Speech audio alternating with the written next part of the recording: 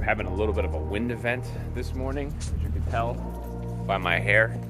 I'm gonna take this tree out. This tree is dead. It was probably killed by beetles or something like that. It's one of the few things that's in danger of the house. All right, we're going for it. It's that guy. Forgot my coffee.